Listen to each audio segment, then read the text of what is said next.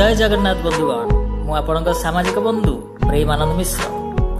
उत्तम स्वास्थ्य ही जीवन सर्वश्रेष्ठ संपद अटे। हाँ ठीक। विगत किछि वर्ष हेब आम माने निजस्व भारत व्यवस्था को भूली विदेशी व्यवस्था को पछरे पड़ जाइछे। निजर तथा परिवार स्वास्थ्य को दिन को दिन अवनति करि चलीछे। आज सरकार स्तर हो कि विज्ञान क्षेत्र में हो यार समाधान ही पार कारण किछि नियम अछि ताकू हुए तो आमे पालन करिबा आउ अन्य को भी पालन करिया कहि परिबा। पानी पीवार नियम ये आपन को जणाउछि। खाइबारे 1.5 घंटा परे पानी पीवा दरकार। यदि आपण शारीरिक परिश्रम करूछंती तेबे घंटाटे परे पानी पीवा उचित।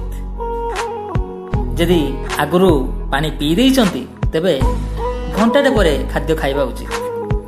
प्रत्येक दिन सकाळ उठी पाटिरे थिबा समस्त लाळकु उषुम पानी रे कुली करी पीबा उचित। जेतेबेले भी पानी पीबा कुली करी पानी रो लाळकु मिसाई पेटो को नेबा उचित। हाँ नख उषुम पानी व्यवहार कले अधिक उपशम पाई पारिबे। खाइबा बेले पानी पीवा मना किंतु शोष लगे तो पीवा पड़ो किछि ना किछि।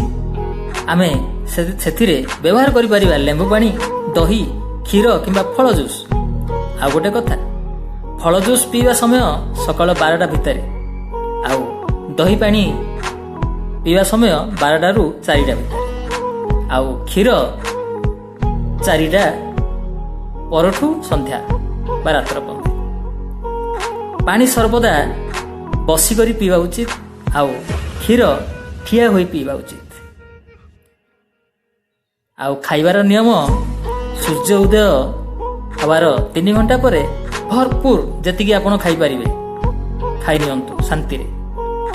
तापरे मध्याह्न रे सकाळ भोजन जहा खाइतिबे तार अधा ही खाइबे।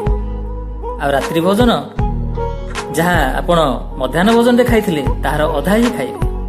आ सबले मन रखिबे संध्या 8टा रु 8:30 भितरे भोजन सारिबा उचित।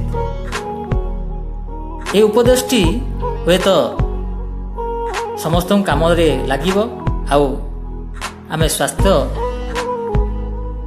को बहुत अवमान करि चालुछे। सेथिपई स्वास्थ्य ही संपद। धन्यवाद।